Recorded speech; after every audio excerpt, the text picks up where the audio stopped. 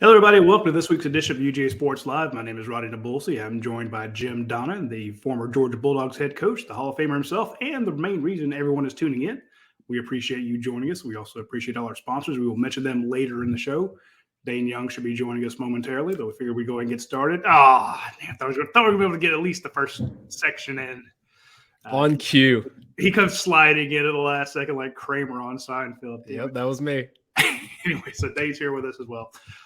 We appreciate all of you joining us. It means a lot to us. If you would do us a big favor and please subscribe to this YouTube channel if you're watching it, or hit like if you're checking us out on Facebook, or followed on if you're watching us on Twitter, because we finally got our Twitter accounts back, and that's been cool.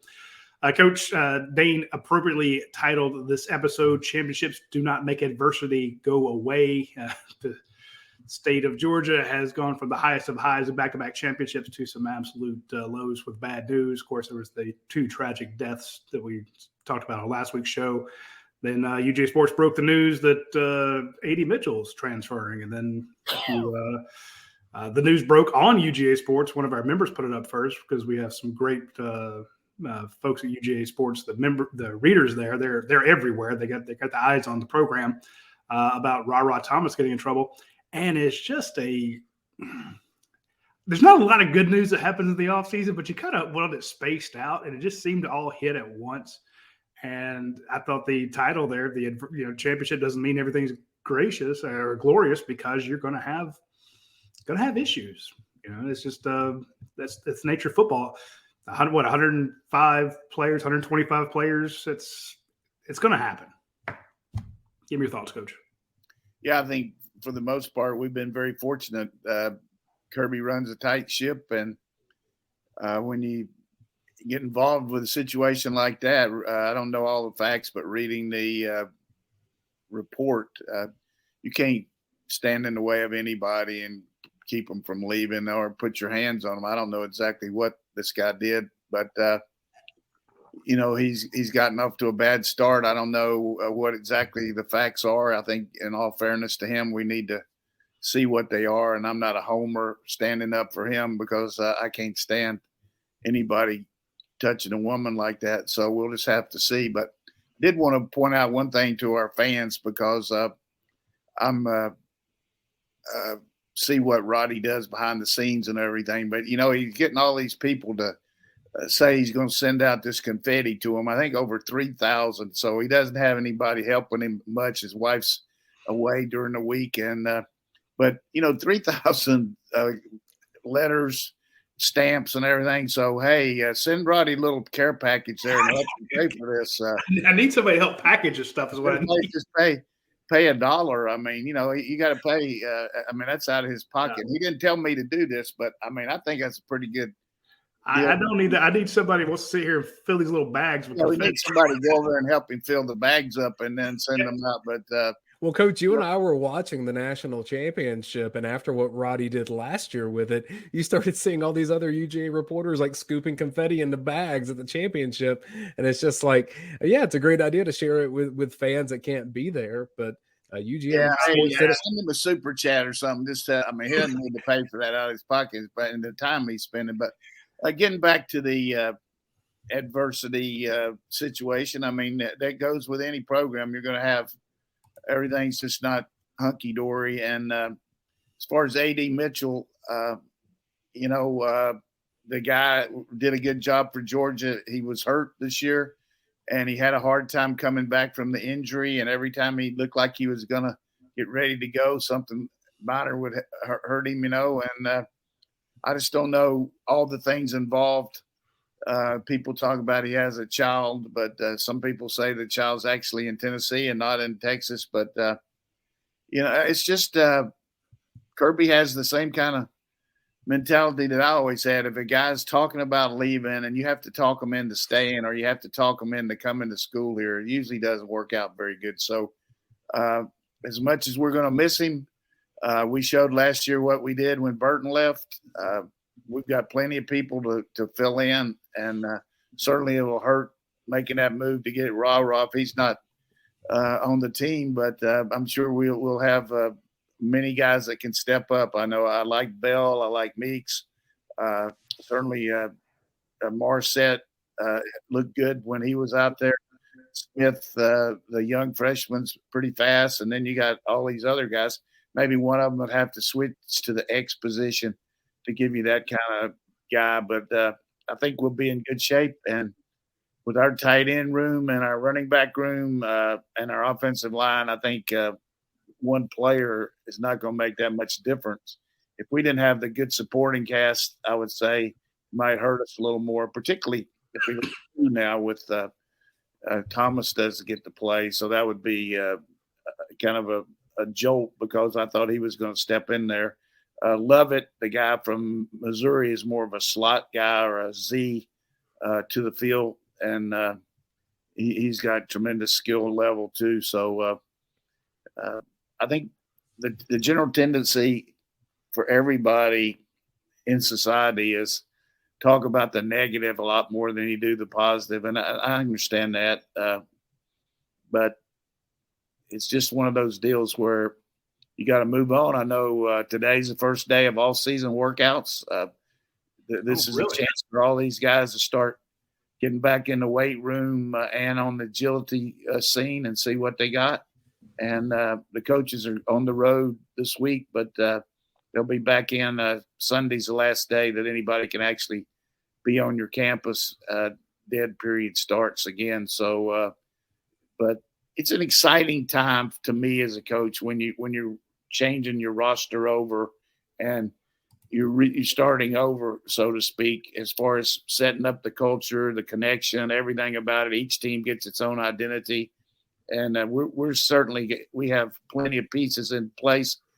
One of the best things that happened to us last week, among all this adversity, was Cedric Van Pran Granger back. Just a really good leader, an example setter that, the kind of the hub of your team. You lose your quarterback and your center. These are two guys that make all the calls, but now Van Pran there will just be a real hub, so to speak, of our offensive line. And we'll have to piece some other guys in there, but all of a sudden now you got Truss and Ratledge on each side of him, and then Mims on the right side or maybe left. And there's some good young linemen coming up, Ernest Green among them. Blasky be a good center too. Wilson, Micah Morris, a lot of good players there. So I think we got to be a little bit talk about the negative, but I have a tendency to think about glasses half full here, more than half full. It's more like it's running over. And for anyone worried about the wide receivers, it's important to note you return your best two pass catchers in Bowers and McConkey, and you return your best wide receiver as a blocker in Marcus Rosemy-Jackson. Yeah, well, that's true. I didn't even mention Rosemy-Jackson, and because it's a given, we know they'll probably be the two starters. I was talking about the other guys that could fill in, but you're exactly right. And then I think it's the fact my deal to Bowers is say, hey, go take a sabbatical, man. Go out to the wine fields or something. Just get through the spring. We saw last year in the spring with Washington out, all the reps that Delp and actually Gilbert got in the spring practice, and Bowers was banged up a little bit. So I think we got Lucky and Sperling in here for the spring, and we'll see how that all goes out. And then we're about to get this Deuce Robinson, who won't be here till the summer, but watching. He hasn't committed yet, Coach. He hasn't committed yet. Well, I'm just saying we're about to get him, though. I feel good about him. I'm not going to say we got him, but I know. I think he's on the spot. I think Georgia's getting him too. So we're definitely he looked good in that Hawaii Bowl or Polynesian Bowl or whatever you call it, and so a lot of good things happening around UGA. No, I think you're right, Coach. Because to me, I guess the number one question for spring, and spring's I'm not a genius here with math. I only had to take one math at UGA, and it was statistics. So that shows how much the journalism department puts on math. 7 weeks, so less than 2 months, and Georgia starts spring practice March 14th. So they get right at it. And to me, the first question, of course, is who's going to be the quarterback. Well, we kind of know the pecking order there. What we suspect the pecking order, and then it's to the trenches. You're losing your top two starting tackles, and you're like, and maybe your starting center, maybe the 3 best linemen you had, but then your center comes back, and Amarius Mims played fantastic. That guy is one of the best looking offensive linemen I've ever seen, just from a physical standpoint. And then I'm like, wait a minute, Truss is back. Okay, well, Truss started all year. Tate Ratledge is back. He started all year. Broderick Jones started all year. I mean, Cedric Van Pran. So now you're like, well, you basically got to replace one guy. And then all the turnover at receiver, A.D. Mitchell leaves. I mean, there's a 12-page thread on the board. Everyone's freaking out. But I think you nailed it when he's talking about all the other guys. Dane puts it in good perspective with, who, from a production standpoint, and you didn't have A.D. Mitchell all year. And you still went 15-0. And it's I'm not trying to make light of him, Coach, but I just think you're right when you say you always put a spin on the positive, but Georgia has lost 1 game in 2 years. So they can't say you're being a homer when you're being factual. And the depth is, I think, I mentioned this on last week's show. Dane, back me up here if I'm wrong. When you looked at what the other teams making excuses, Alabama made excuses about their wide receivers being hurt. Ohio State made excuses about their guys being hurt. TCU talked about their running back. I'm like, Georgia didn't have Nolan Smith. Georgia didn't have Adam Anderson. Georgia didn't have A.D. Mitchell. George Pickens missed almost the entire season. Georgia can go down its long list of guys that are hurt, but their depth and their recruiting successes, being able to plug and play guys like an Oscar Delp into the middle of it. The fact that you had a Bear Alexander to come in on 3rd down, Chaz Chambliss was kind of panned by a lot of people. He stepped up big. And then your older guys who step up, your Chris Smiths, your Robert Beals, William Poole last year. People forgot he was damn near on the team, and in the playoffs, he was money. So that depth you have, I just don't want people to take it for granted because other teams do not have that quality depth. So while we can talk about the guys that you lost, which, as Coach points out, I'm the negative guy. I'm the negative Nancy, the worry wart. When you look across the line there, when you look at this list of players, it's deep. So we'll continue. I think one thing that I would point out over the years in coaching, one thing I always look for in a coach, number one, his ability to look into the future. By that, I mean, see a player, visualize what you're going to do to develop him, or understand that you're going to have to get somebody that's better than him. And with the portal now, you got an easier way to do it than, we used to talk JUCO and things like that. But really visualize where your room was and what you needed to do to make it better and to be competitive within the framework of the league you were playing in, and always have a good vision of player development. And certainly Kirby and his staff have that. The other thing is, how do you handle pressure? Because it's a pressure-ridden job. It's a day-to-day thing that you've got to be able to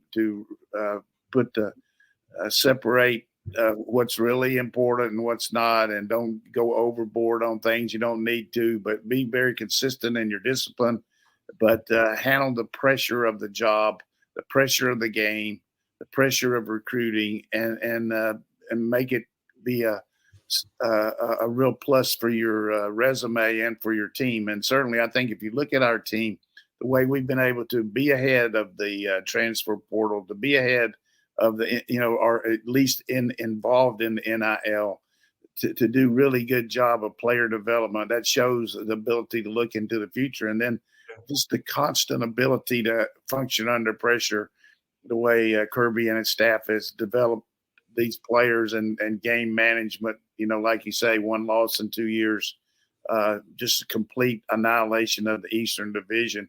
So I think you don't want to sit back and crow and all that and say, well, we got it made. Now we're starting over. And that's one thing you can't take for granted over there at Georgia. You got to prove yourself every day. And the one thing that I will mention here, and I'm talking a little bit longer than normal, but the thing that's really helped is this new rule where you got 8 hours a week in the off season with these guys, where you can work with them in the as far as individual development. You can have a ball out there as long as it's not individual skills. You can go through team type stuff. I mean, you can do the individual skills. You can't do the team. But the coaches can work with these guys a little bit more in the off season. And when spring practice starts, you have a pretty good idea. You're going to hit it running instead of 3 or 4 days of, well, we got to learn this, we got to learn this, we got to do this. I mean, when we start practice March 14th, 15th, whenever that is, we will have had a month and a half, except for spring break, where these guys have 8 hours a week of total football work, individual technique. For a guy like, say, Lovett coming in here, to be able to spend 8 hours a week with Brian McClendon as compared to just watching tape, working on his own, doing stuff like that. He doesn't need a lot of individual technique, but he needs to learn the system. And there's nothing like having a coach out there teaching it to you and going over the nuances of it. So I think that's really helped our profession is these guys being able to work with them more in the off season. That's a good point, Coach. I want to ask both of you about the approach for the season. I mean, it's a reset. Championship trophies been given, parade's been made. Today's the first day, as you point out, of guys doing those workouts, team workouts. Maybe this is when we get the new motto for the year or something. But last year, Kirby Smart was able to go to the guys, you lost 28 players, 15 to the NFL, 13 to the portal. You brought in, another 25, 28 kids to be part of the team. And he went to the guys that were the backups last year. He went to the guys who didn't play as much last year and said, we're going to try to do it again. You played some, but the team that won it, the first one to win in 41 years, a lot of those guys are gone. Now it's your turn. And everybody we talked to said, the guys that really stepped up, from freshmen, sophomores to seniors, all said, yeah, that was a different team. We wanted to do this. We wanted our shot in the spotlight. We wanted to show that we could do it. And they did something unprecedented, 15-0. Do you take that same approach to the other guys? You do have a lot of guys coming back because we pointed over and over again how young this team was. Or do you say, hey, let's go for the three? In other words, they were challenged to go 15-0. They were challenged to make a name for themselves. How do you challenge this group on the first day of practice or the first day of workouts? I guess you go on Twitter and find the one person that says they're going to go 8-4. I mean, that's worked this year, right? When I never saw literally anyone say that. And then they're like, they say we're going to lose 5 or 6 games. And like you come up with that internal propaganda. And, I do think that there was something like Kirby Smart referenced Michael Jordan a ton around the college football playoff. So it's obvious that kid of the 90s, that he's a fan of that. I wouldn't be surprised if he brings in some elements of Michael Jordan did 3-peats twice. How do you do it? Yeah, the one thing that we've seen without the repeat, it's very hard to repeat, and then to get 3 is just hard to understand how that could happen because you got injuries, you got all these things that within.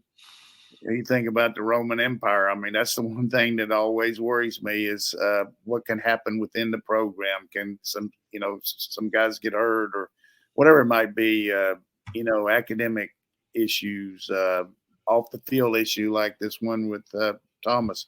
Yeah. So you just every team's got its own identity. You're starting from scratch, and I like the way Kirby talked at the SEC meeting. Said we're going to be the hunter. We're not going to be the hunted. And I don't know what he's going to say this year. We're going to be the fisherman. We're not going to be the fish. Or I don't know what he's going to say. But he's got to say something that to his team about we know what it takes, and it's not just going to happen. And every team's got its own identity as far as practice habits, as far as what you do, and the model is something that I think Kirby more than anything believes in to the max of practice schedule. He never changes it, except maybe cut back a little bit or go a little harder. But it's a proven model.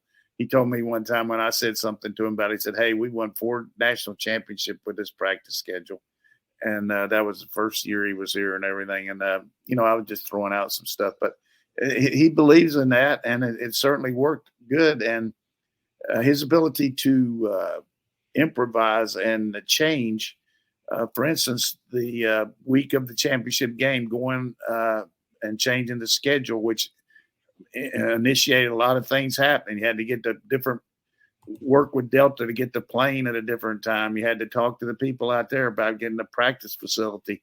He talked to some people and felt like practicing here would take away from our team by the time they got there. The recovery for the next day wouldn't be the same on Saturday. So he changed it and left and actually practiced out there, and then practiced again the next day after they got acclimated. So that little change in the schedule might not have been the difference, but certainly I will say this: TCU practiced at home and then flew out there, so it didn't work very good for them. It did not. I still can't get over that embarrassment. That's a good point. You talk about. You see that 911 call that TCU somebody sent to 911 with a score 38-7. No. 911, can we help you? And the guy said we, and then he used the F word. It was pretty funny. I'd like to report a murder. Can we help you? It's 38-7. I do want to report a murder. I love it. All right, let me take a quick break here and mention a couple of our sponsors to our site. I want to mention Athens Ford because they've been one of our longest sponsors, and I guess they start with A, so I tend to go with them first. But Athens Ford is they sponsor our watch along show, and if we're going to give out accolades, I want to give 2 accolades to Dayne and Coach Donnan for the playoff games.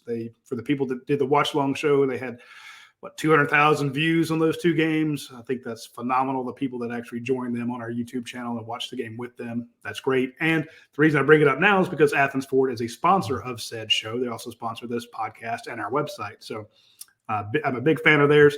You notice when a few months ago we were talking about them having 200 cars. Now they're up to like 400 cars, and they'll have up to 1,000 on the lot. But the reason I bring that up is there's still a lot of places that don't have a ton of vehicles. Athens Ford moves them, and they get new ones in all the time. It is high quantity sellers out there, and they have fantastic vehicles. They check them out top to bottom. You can go on their website, look at all of them. Reach out to if you don't want to go by this lot, reach out to one of the salespeople there. They will walk around it they'll do Zoom with you or FaceTime, and you can look at the vehicle that way. If you are in the military, active or retired, plus eligible veterans, you can get $500 off. Same for students. If you're a college student or a recent college graduate, you can get $500 off. So hit them up when you get a chance. Check them out. They have a ton. You can see the used vehicles they have there. They have the specials. I'm a big fan of the certified pre-owned vehicles. I bought one from them. I've driven the wheels off of it, and every time I bang it up or do something to it because I'm a terrible driver, they take care of it for me. So hit up our friends at Athens Ford when you get the chance. All right. Also want to talk about our friends over at Your Pie. Try the triple threat, try their hot Nashville chicken, try their barbecue chicken, try the buffalo chicken pizzas. It's a great concept, folks. Basically, you go in, you tell them what dough you want, what sauce you want, what toppings you want, and you can put as many toppings on your pizzas as you want. Same if you're getting a salad, same if you're getting pasta, same if you're getting some of their specialty sandwiches. They put it into this fantastic hot pizza oven. You go get a drink, you pay for it. Maybe you get a gelato, maybe you get a brownie. The brownies are phenomenal. Got that brownie gut going here. But by the time you go sit down, they're over at your table in just a few minutes after that with a piping hot, fantastic crust, delicious pizza, the best pizza you'll ever have in your life. And today, if you want to order one and then go pick it up or have it delivered, or heck, if you even want to do it for later in the week, if you use the Your Pie app, you can get double points. They have a point system. You get points for every dollar you spend at Your Pie. Those translate into free pizzas, free breadsticks, free salads, free gelato, free brownies, free drinks, stuff like that very quickly. So hit up our friends at Your Pie. There's 70 locations. They're all over the place. I definitely recommend them. They are sponsors of when I went to the Your Pie in Athens. They had Malachi Starks back there serving pizzas, as part of his NIL deal. They are supporting the university. The Malapi. Oh God, it's still a terrible name. But it's a Malapi. It's a pizza with 24 pepperonis on it because he's number 24. So the point being, they take care of the university. If you are a fan of the University of Georgia, take care of the people who take care of your university. Coach, the news of the day in the SEC, Alabama needing an offensive coordinator, already looking for a defensive coordinator. Any idea what Nick Saban does for those 2 spots? Yeah, I think this is a huge day for Tennessee. I think they're supposed to get some kind of idea about what the findings were as far as what they replied to the NCAA, and then maybe NCAA is going to say whether Jeremy Pruitt gets a show cause for his involvement. And if he doesn't, I can see Alabama jumping all over Pruitt because, he's got the real association with Coach Saban. If he doesn't, I don't know which way they'll go. But offensively, there's been a lot of rumors about Jeff Lebby, the guy that was at Ole Miss, is now down at the University of Oklahoma. But he just got one of the top 3 quarterbacks in the country, in Jackson Arnold out of Texas. I think his future is pretty bright there at Oklahoma, just as far as new program. You just don't know how long Nick's going to keep going. Obviously, he'll say he's going forever, but who knows? And there's not a lot of lifeline there as far as how long you stay there. So I don't know. I'm not putting words in Levy's mouth, but I'd be surprised. But also the guy at BYU has been mentioned, the offensive coordinator at Tulane, and then this young coach at LSU, the quarterback coach, the Sloan guy who has some background in the conference. His name's come up, but more than likely it's going to be somebody, Jimmy Sexton, lifelong friend and advisor to Nick, his agent, has always come up with somebody for him, starting back to Kiffin and Sark, then O'Brien. I mean, you could probably see some NFL guy, but those are the names I've been hearing. Coach, a lot of people have speculated on him leaving eventually. They're like, oh, well, Saban can't do this forever. I don't know him, but the vibe I get from him is, what would he do? This is a man that likes to go golf. Does he like to go fish? I just can't see him not coaching. I don't know him personally at all. Yeah, I know you know him. I remember when he sent flowers to Mary after her passing. This he was one of the first guys to reach out. Super nice guy, it seems, but it seems to me like that's all he wants to do. Yeah, I mean, I don't talk to him about stuff like that. I don't talk to him very much. You know him better than I. I do feel like it's kind of like Joe Paterno. I mean, Joe just totally involved in the whole program, and he went to his 83 or 84. I don't know how long. Yeah. Nick 71. He's got good health. I do know one thing. It's got to chap his ass. Is Georgia football. Right now, you say we want to come back and we want to do all this, but they're looking at climbing back up the mountain a little bit. So that in itself is going to take a lot to do, because we're not going to stop while they start making their move. And then you got LSU coming on strong. I'm not going to count A&M out at this point, but they made a big move there, bringing Petrino in, who is really good offensive coach. But we'll just have to see how that room works with both him and Jimbo in it. But I can't see Saban unless all of a sudden they just lose 3 or 4 games like they lost 2 this year. I can't see him getting out anytime. He's a driven guy, kind of like Belichick. I mean, Belichick is 72. I mean, he the last couple of years they've been low. I mean, they haven't done anything since Brady left, and as far as making any move in the playoffs. And then you got the best team in your division has Allen, the quarterback, and then you got Tua at Miami. So they're third at best in their own division, but much less the whole league. So, but Bill O'Brien is an excellent coach. I knew him when he was at Tech. Very astute guy. I've talked football with him. He really is a very good teacher. Did a tremendous job at Penn State, coming in there with all that uproar, and he made the playoffs 5 out of 6 years with Houston. He just wasn't a great general manager. That's what hurt him a little bit. He's probably wearing too many hats, and Houston hadn't done anything the 2 years since he's been gone. I mean, they won 1 or 2 games this year, and then last year, they're on their 3rd coach in 3 years. I mean, their 4th coach goes O'Brien, then the other guy, and now Lovie Smith. So I think O'Brien's a good coach. While we're talking about NFL, I do want to give a shout out that, one, Jermaine King says he needs some confetti, super chat. So, Roddy, make sure that Jermaine King gets his confetti because he's always watching. It's guaranteed that a Georgia Bulldog will win the Super Bowl. Happens pretty much every year. I forget what that streak is. We'll have to get Dave McMahon on that. With the 49ers, Charlie Warner. With the Eagles, Jordan Davis and N'Kobe Dean. Also, a shout out to former Georgia assistant coach Tracy Rocker, who coaches there. Trey Hill is with the Bengals, and on their practice squad is Elijah Holyfield. And with the Chiefs, you have McCole Hardman and Malik Herring. And, Coach, I'd like for you to tell the story you have with Zach Taylor, the head coach of the Bengals, because that fascinated me last year. So if you don't mind bringing that back up about your connection to him.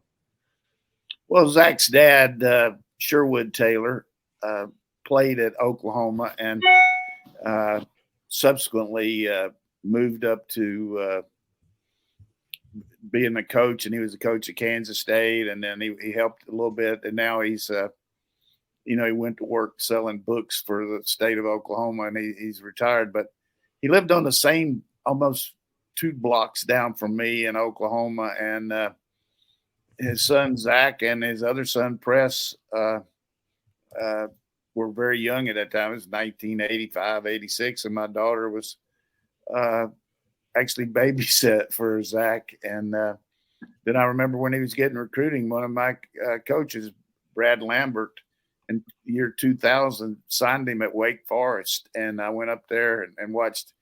Brad asked me to come by there and watch him practice, and I saw Zach, and of course, he came over to me, and it was good. And he ended up transferring, going to junior college, and then he went to Nebraska and had a heck of a career there. And then ended up catching up with Sherman, who was a Miami Dolphins coach, who went to Texas A&M, and he got in with him, and then got in the pros, and now he's a head coach, like 37 or 38. And didn't he marry into Sherman's family too?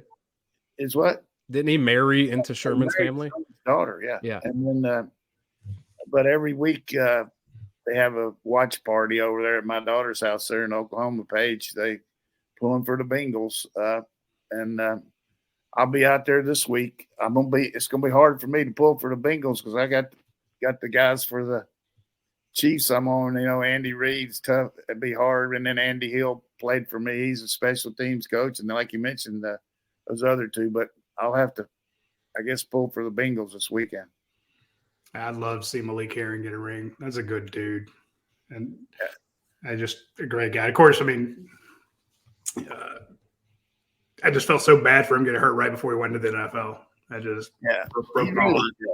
I got to note this right when I think I told you, right when the season started, about that Malik made the team from Andy Reid. He said he's really worked hard and he's going to help us. So, always happy when the guy coming off injury. And, he's another guy that Trey Scott's developed here. I mean, guy's a really good teacher, and he got a pipeline to the NFL, and we got some guys coming up going to be the same way. Are you already getting the messages from NFL scouts and coaches being like, hey, coach, what can you tell me about this Georgia guy? Not a lot at this point, but after the Senior Bowl, you will, and we'll have a pro day. But I did talk to the guy, Daniel Jeremiah, a little bit about some of our guys, and I kind of gave him a little grief for not having Ringo in the first round, but he had a lot of our guys in the first round, and his cohort, Bucky Brooks, has Ringo in it. The thing about Ringo, you see so many of the plays that he doesn't make, but the ones that he does make, he just when you look at the size that he has, when he goes to the combine, people are going to just go nuts. It'll be kind of like Chris Conley when he went there and tested and everything. I mean, this guy's 6'2", 210, maybe 212, and maybe lose a little bit, but they can run like the wind and cover and jump. So we'll see how that goes. Hey, we're going to give a shout out to Jordan Hall, Georgia's defensive tackle commit out of Westside High School in Jacksonville. The new rankings came out at UGASports or at Rivals.com. He jumped from number 45, which is still very impressive, to be a top 50 player in the nation. 45 is pretty damn good, especially got 3 million high school players. If you're in the top 50, you're in the top 250. That's phenomenal. But he jumped to number 16. He's now ranked a 5-star. So that's another one for Trey Scott to coach up and to have. And we got a couple war daddies coming in. Him and that Makimba. Samuel Mpemba's number 10. Damon Wilson is number 11. 2 5-star. Those three, I forgot about, but those three will make similar impact to Michael Williams, Mr. Long Arms. I'm just excited to see Bear Alexander as he gets an offseason to kind of be the guy in the trenches. Boy, there is a great example, and it's a broken record, of a guy needing surgery and coming in here and getting the surgery here and getting the rehab under Ron Corson and Scott Sinclair and getting himself ready to go out there and learn some technique as compared to graduating from high school, coming in the summer, having surgery and not being able to practice. Boy, I mean, that guy made tremendous improvement and good kid. I remember talking to him in the training room right after his surgery. And he said, Coach, you watch me. He said, I'm going to be out there. I'm going to be playing. I said, well, I hope so, but I liked his confidence, but he's kind of like a teddy bear in there, this young guy, but he's massive and he's quick too. I mean, really can move and, Stackhouse, him, Warren Brinson made tremendous improvement too. Warren has gotten his technique down, very gifted athlete. So he'll be a player for us too. Trey Scott actually told me when we did the interview with him, he said, we got to work to keep Warren Brinson from going to the league. Because he says he's got NFL potential, and I think he could go this year. He could, no question. And that seems like that shocked a lot of people. And I'm like, if you watch the tape, Warren Brinson's everywhere. That's him. And if you get Tramel Walther back and Stackhouse takes off, Trey Scott. How long until people start coming for him? I mean, I remember when he first got here, people were like, oh, he can't recruit. He's not developing. Now all of a sudden he's got all these guys in the NFL, and people are lining up to play for him. Folks need to go watch the interview you did with him because the look in his eye, like you really can't describe. He was so happy and pleased with when you started asking about the players coming back for next year. Like you could see the excitement in his eyes. Yeah, I mean, I think without question, Trey Scott is a Socrates of our team. Know thyself. Yeah. He knows what he can do. He knows his role. He doesn't have this unbelievable ambition to be.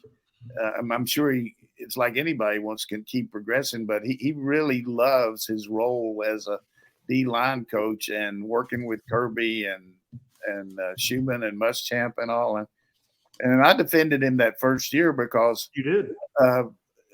If you just put yourself in a role like, let's just say somebody's going to do a podcast and one of the three of us wouldn't be there, and you come in and you don't know anything, you're coming in cold. We don't ever do a lot of broadcast stuff about what we're going to talk about. It's a lot of impromptu, but he came in there where you had everybody in the program knew the system. You had all those guys that he had to learn the system, learn the recruiting techniques of how Kirby recruited, everything about it. And I thought he made tremendous improvement from one year to the next. And Kirby brought him along, and he was hard on him, just like he is everybody. But he's still hard on me. But it's just one of those deals about. I just believe he's really been one of the most improved assistant coaches I've ever been around. Yeah, Dayne, if you can, in a minute, see if you can find the link to that video and put it into the comment section there, because I want people to go back and watch Trey Scott. He broke down every defensive player he had, good and bad. He told us the good things about him, told us bad things about him.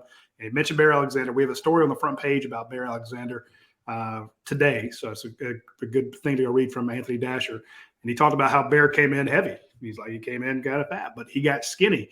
And he talks about how he gets skinny in the pass rush game, how he zips through there. So it's a good piece to watch. It's a good video to watch, not because I did it, but because Trey Scott just does a fantastic job. And as Dave, you don't get to hear these guys much. They're not. You don't, man. You love to hear Trey Scott more. Good to hear him talk. But the one thing that I will go over and over, anybody ever watches this, is technique is a great part of any good team, because you're going to have good athletes. You're going against good players in this league, but you better know how to execute your assignment mentally, but physically, you need to use the proper technique. And I just can't say enough as an old coach that I love to see a coach teaching a guy technique. And in my mind, when A.D. Mitchell ran that double move on the goal line, and there's a difference between a double move going out and up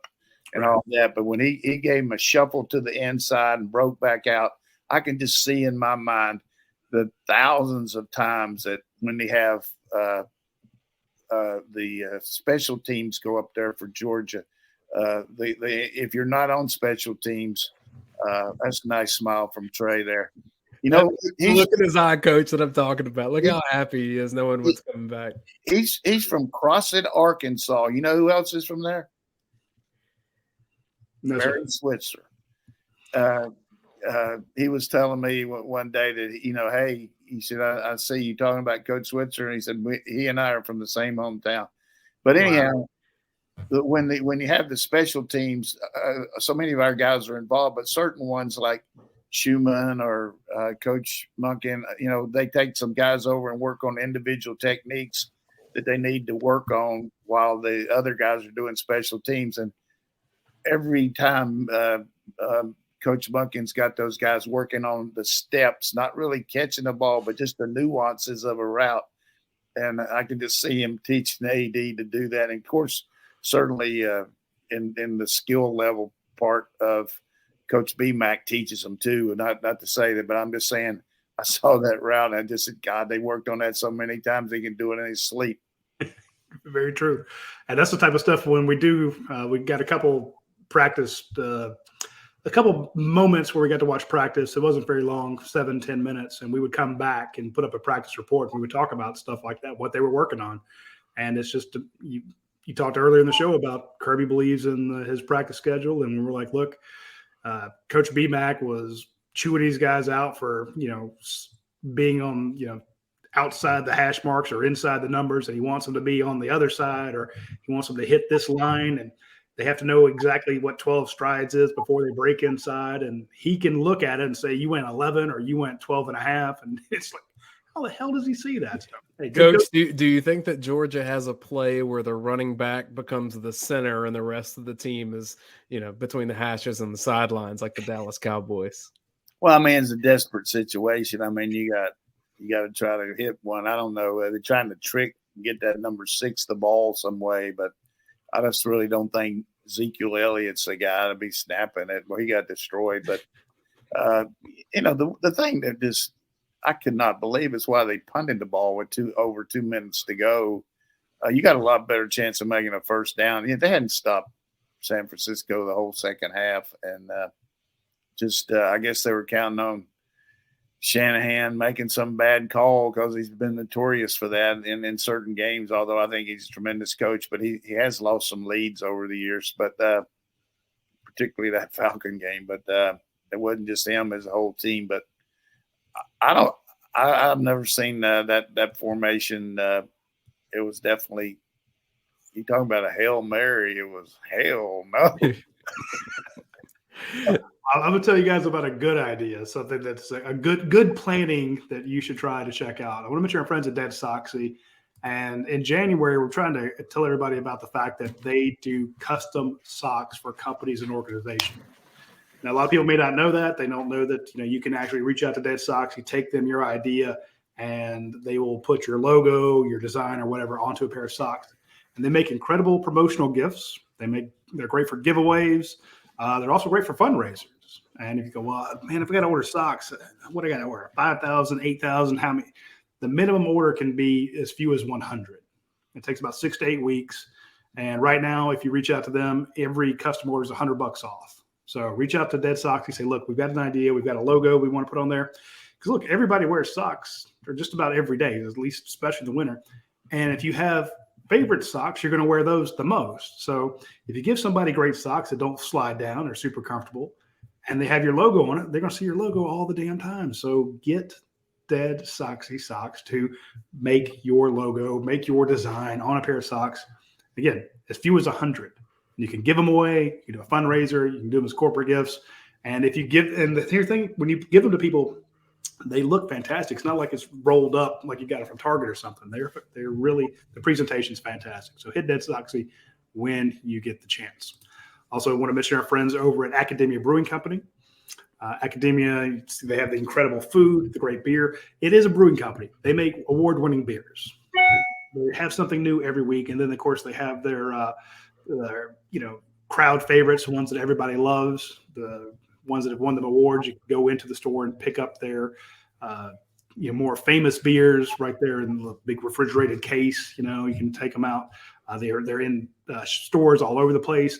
But it's also just a great place to go eat. And I try to tell people when they come to town, they go, hey, where do you like to eat? I'm like, well, in Athens, I like Academia. It's not just because they're sponsors, because I like to take people there to eat because the food is good and there's a bunch of different types. So if you have a big party, they'll be able to seat you. They seat you fast. There's never a long wait time or anything like that. You can eat outside in the beer garden. You can you can just relax over in the lounge they have. They have a big corporate room, for events attached to it. Or just the regular restaurant, they have big tables. So, and of course they have small ones if you're doing just a couple people, but from fish to beef to pizzas to the best scallops I've ever had in my life were out there one time, believe it or not. So point being, check out Academia Brewing Company. You will not be disappointed, especially if you're trying to impress friends. Coach, the Dead Soxy read made me think of this, and I've been meaning to share this with you, and I haven't done this yet. So every year at Christmas, my brother and I get each other like customized Christmas gifts. And last year he gave me the pillow that had Stetson Bennett on it because I was arguing with people on Twitter so much about Stetson Bennett. This year, it's not Dead Soxy, so I won't, reveal the company, so it's a competitor or anything. But I have some customized Jim Donnan socks. How about this? You got some of my glasses on too? Oh yeah. So this is from the show that we do. Like he went and found screen grabs of you from our show and had socks made of it. So these are special edition Jim Donnan socks that I now own. Are those over the calf or what are they? They're just regular socks. That's pretty good.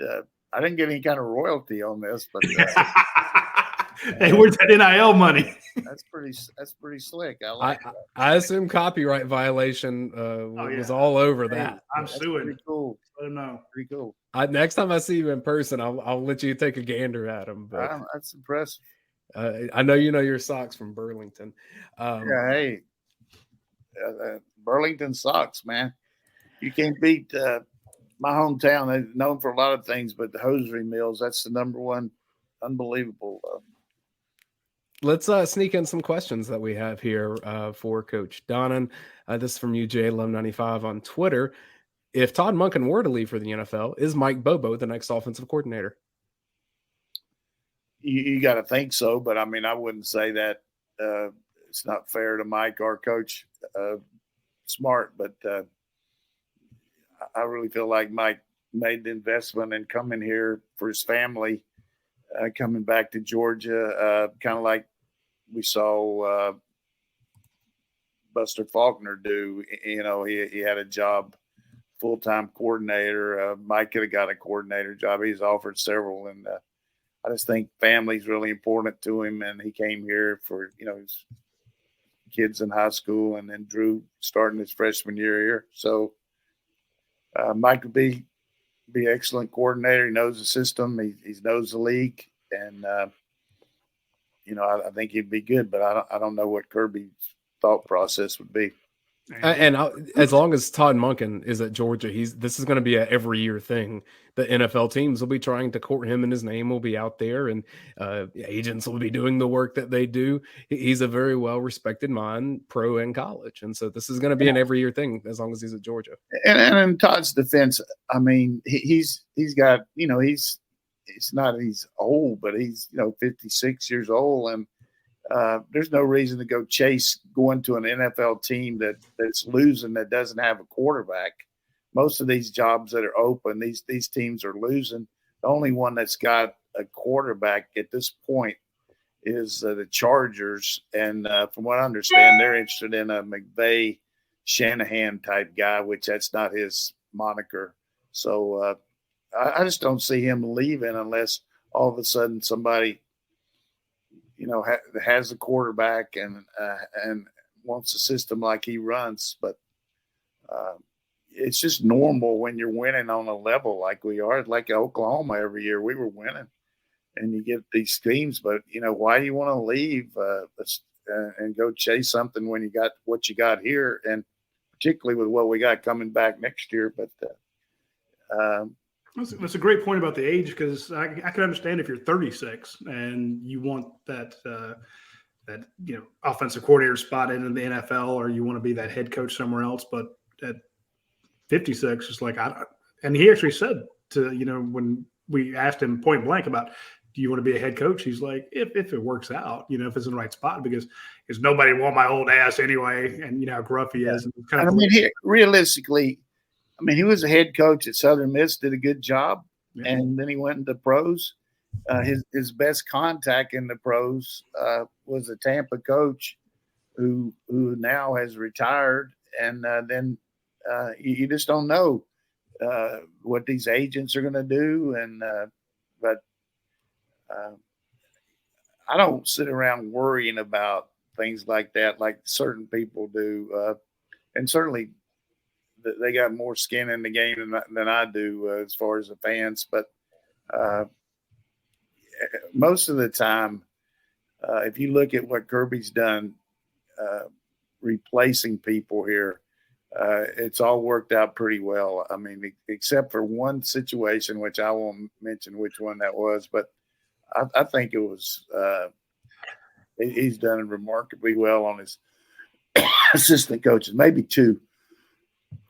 Coach, I think that's an important point you made, though, that not all of these offensive coordinator spots are made equal. And I think you don't have to look further than Todd Monken's last NFL job. It was a mess with the Cleveland Browns, with Freddie Kitchens and what was going on there. I don't even know that he was – I guess he was coaching Baker Mayfield, but he wasn't calling the plays. He didn't call the plays. Freddie called the plays.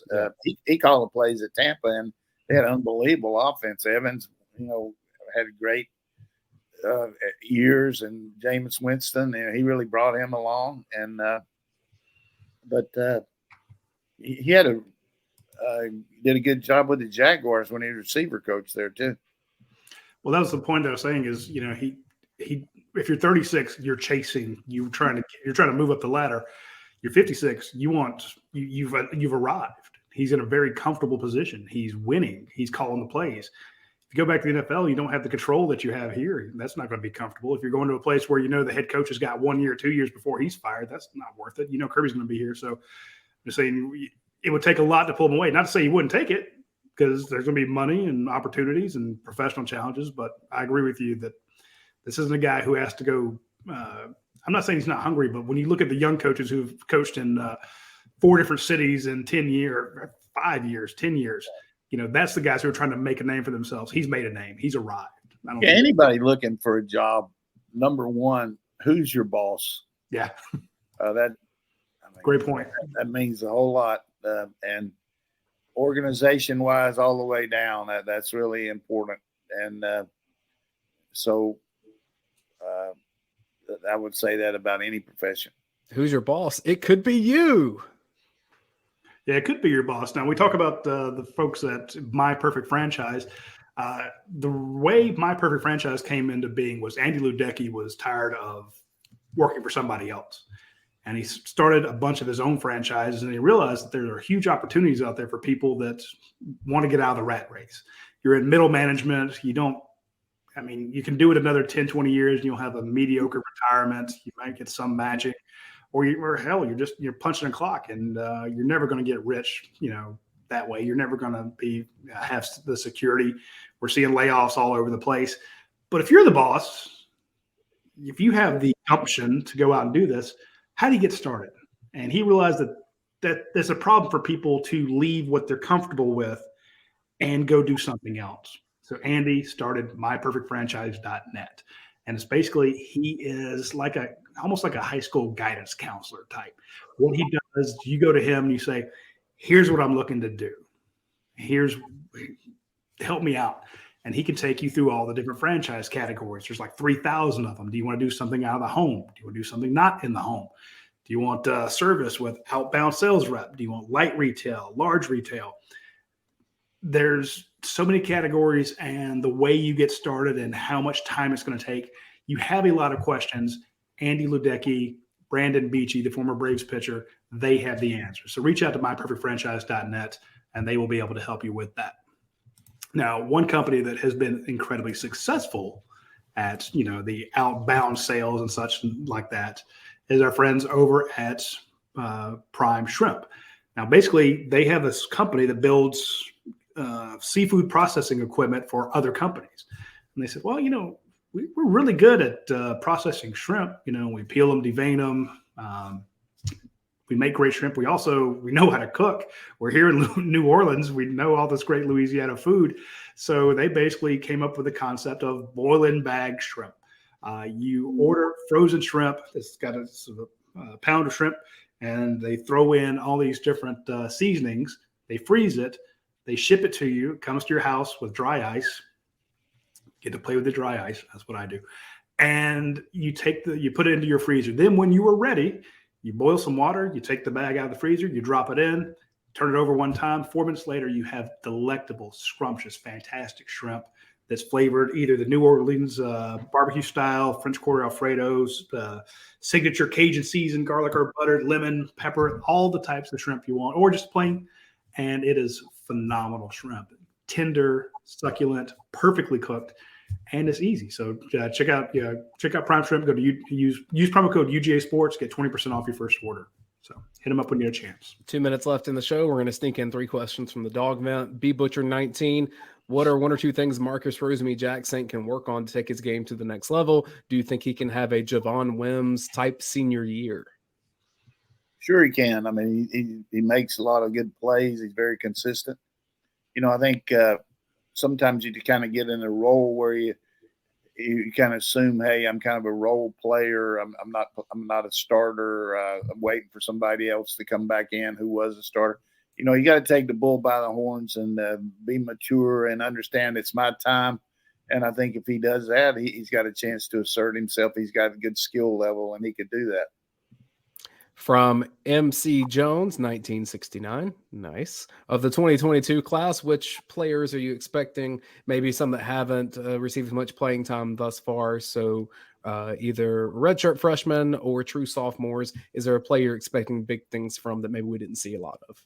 2 guys in particular, Marvin Jones, who was hindered some with injuries. I think he's going to make a quantum leap this year. And Ernest Green, a guy that hurt his shoulder, I look for him to be right in the mix for a starting position there. So those would be 2 guys that are really going to be prominent on our team next year.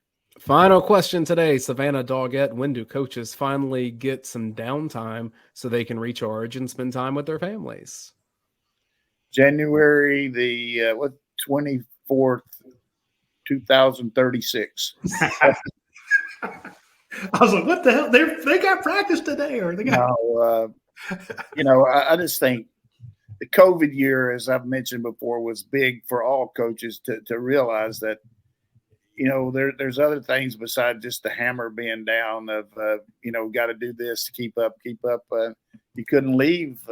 You couldn't be around your players as much, and you got to spend a lot more time with your family. And consequently, the coaches realize that you can do that and still be competitive. So I think certainly, like, I know one thing that Kirby does is after signing date next Wednesday, and there won't be but maybe one guy signed, they usually give them off a few days there between then and when they start back, and then they'll have spring break. And then another thing he does is every other weekend, starting on a Friday, the offensive staff is off and the defensive staff's in the office. So you get a couple of days like that, on the weekends where you get that extra day every other week. So they deserve it. They make a lot of money, but they spend a lot of time outside the,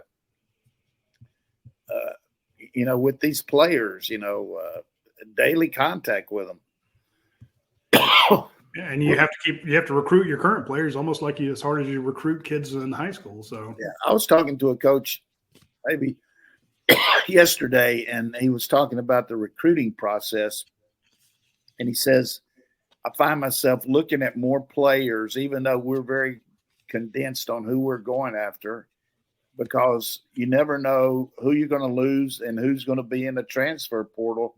And if I've had a chance to check them out as a high school player, I'm a lot better evaluator of them when time comes to make a decision. If I lose somebody and we got somebody coming in, I've seen this kid in high school and see how he's developed, and maybe he's still got some ability to develop as compared to maybe he's already hit the wall. So I think that's something you got to look at now is this transfer portal. You need to evaluate maybe more players. And then the one thing that we really do a good job of is the camps. We lost the camps during COVID, and you're going to make some mistakes when you're just going by the film. But when you got the eyeball test, that's really good. And another thing that's coming up here in the spring that Kirby came up with the year that we lost a couple guys that came out early that ended up not being drafted very high or free agents is we have our own combine where we'll go through all these players and they'll go through everything that the NFL does at their combine, and they get a comparison of how they stand with other players so they can carry that forward next spring if they are in a position to come out. You remember that, Roddy? Oh, absolutely, because I remember trying to find out what some of those guys tested, and those were state secrets. Yeah, you don't want to get those out, but it's a reality, though. I mean, these people, hey, man, you need to come out. You need to come out. But look, here's what guys are running, jumping, doing the shuttle run, all these things, and this is what you're doing. Now, why would they take you when you compare to this? And it's a very vivid thing there. The other thing that coaches do now, which I think is really good with the tape that we have, is they have a constant tape of practice plays that show you how you're practicing and how the other guys at your position are practicing. And this is why you're first team and this guy's second, or this is why he's your second team and he's first. Yeah. And then parents start asking you, why aren't you playing? Why aren't he playing more? And coach said, hey, look, here it is. We're playing the best player. Yeah, it's clear. I actually had a tweet the other day, Coach, after the playoffs, or we're watching some of the playoff games, and it was, I wish people could understand how fast the NFL is. You don't understand how big those guys are or how fast they are because you don't have a frame of reference. When everybody on the field is moving that quickly, you don't see what it is against like a normal human being. Exactly. And we had that picture earlier in the year of Georgia's offensive line, and you had Kenny McIntosh and I think a wide receiver standing side by side, and they look like children next to the Georgia offensive line. And I'm like, this is going to get worse when you get to the NFL. And I just tell people, when you get a chance, watch the referee walk out and stand next to some of these people and try to get keep an eye on the background when you watch the lines take off. Those offensive and defensive linemen are lightning quick. And you tell kids how hard it is to play from high school to college. It's the same toughness to get from college to the NFL. Not everybody's going. It's so hard. And that NFL, that draft, or excuse me, that combine day breaks a lot of hearts. Here's the other thing that, all these guys start watching tape and all, and they say, well, I just don't know what his top end speed is. I don't know if he's fast enough, talking about a running back. Let me tell you something. When's the last time how many times you see a running back in the pros run more than 20 yards? Those guys can run like scalded dogs on defense. Unless somebody falls down or just breaks it there in the red zone, you very seldom see a long run. So I want to see a guy that can change direction, catch the ball, block for pass protection, run routes, tough as nails. That's what you're looking for, running back. That's where Kenny Mack will he'll be unbelievable in the pros. Unbelievable. I'm very excited about him. Another one for Dale McGee. Dale McGee flying all over the country looking for other running backs. The man never sleeps. And to answer that question. Yeah, they're all out there on the road going with these 24, 25 kids, mostly 25 now. And then, of course, Kirby all around there too. And, that's what you got to do. Can you imagine the symbolism of head coach of the national championship team flying into some rural school on a helicopter. Everybody in the school sitting out there waiting, and you're in the 7th grade. God, I'd like to go play for that guy. You know, I mean, it's just unbelievable. And it comes out because we have kids that say, look, you know, I met Kirby 5 years ago when I was an 8th grader, or I was a 7th grader. I came to his camp, you know, I got my picture taken with him. Now I'm playing for him. So it builds. All that stuff builds up. And I want to touch back right before we close the show. They were asked about the 2 guys you want to see for the 2022 class. I want to see Jalen Walker and Darius Smith. Oh yeah, I mean those guys played though. I know, but I just want. I'm like, and again, I don't want to take any of the inside linebackers off the field because you know I can see Walker playing more outside now though. I think he's just gotten so big, and there's so many good inside guys. But both those guys and Smith just, I mean, he's like Anderson. He could play star. I mean, but he's like 6'5", 235. I got a crick in my neck looking up at him, and I asked him, where are you going to play? He goes, well, right now they got me a star. He can run, man. He can really run. Anyway, I didn't get a chance to answer that one. I'm going to put in my claim to fame when those guys are superstars. After we've seen how good they are, I can say, well, yeah, I knew all along. One of the things I'll end with today is, you know, I don't go over to practice that much, but I was over there right before the championship game, and I was talking to this pro scout who's actually, he wasn't a pro scout, he's ex-GM, and he said, Coach, this is the gold standard.